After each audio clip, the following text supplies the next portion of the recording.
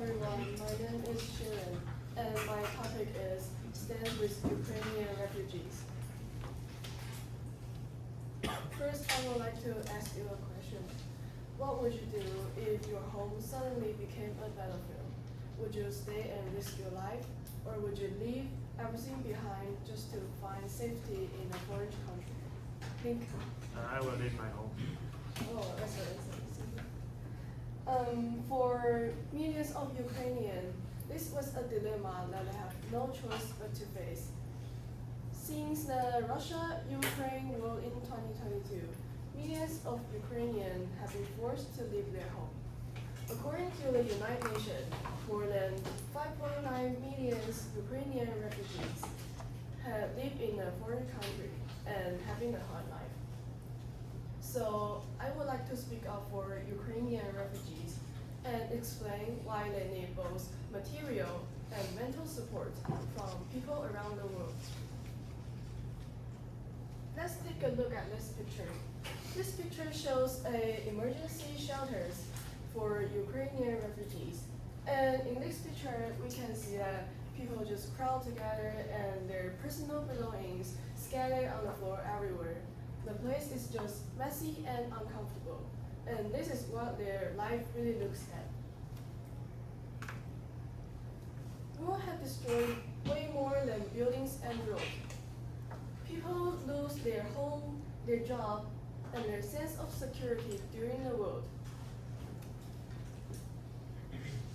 Family has been separated while escaping, and parents have to face difficult decisions to protect their children. Many children left their school behind and say goodbye to their friends, leave their familiar environment just to stay alive. And this is why they need practical help from us. Even arriving at a foreign country, life is still challenging.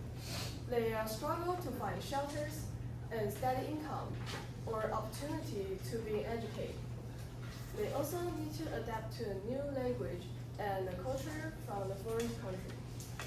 According to the United Nations, more than 10 million Ukrainians are still looking for humanitarian assistance. Because life is so challenging, they need our help. One important way is through donation and humanitarian assistance. Organizations such as United Nations High Commissioner for Refugees, or also named as UNHCR, they provide emergency shelters, financial support, and protection for refugees. And UNICEF is an organization that helps children with providing them education support and health care. And the International Committee of Red Cross, they give refugees food, water, and medical supplies. This organization turns people's donation into actual support. Each contribution may become a warm clothes in the winter, medical medicines for those who are sick, and school supplies for children who want to continue studying. However, material support is not enough. War usually leaves emotional trauma that lasts for years. They experience fear, loss, and uncertainties. Some have lost their loved one, and others have no idea when they will be able to return home. This experience makes them feel stressed, anxious, and lonely. So by the help of organizations such as Save the Children and ICR, they can give counseling and mental health serving for those who got the mental trauma. And schools and community also provide help by welcoming them and create an environment where they can feel accepted and respect. As a student, we may think that we can give no help, but even a small action can make a big difference. We can start by learning the experience and participate in fundraising activities, share reliable information, and treat them with kindness and understanding.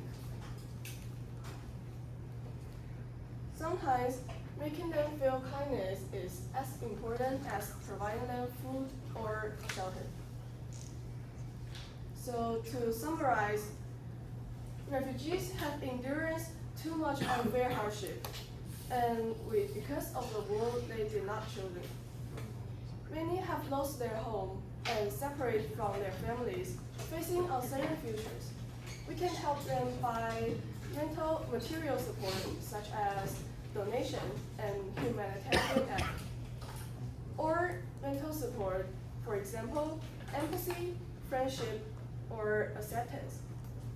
War may be far from us, but compassion has no borders. Together, even under the war and conflict, I believe that humanity and kindness are always stronger than fear. And that's my presentation.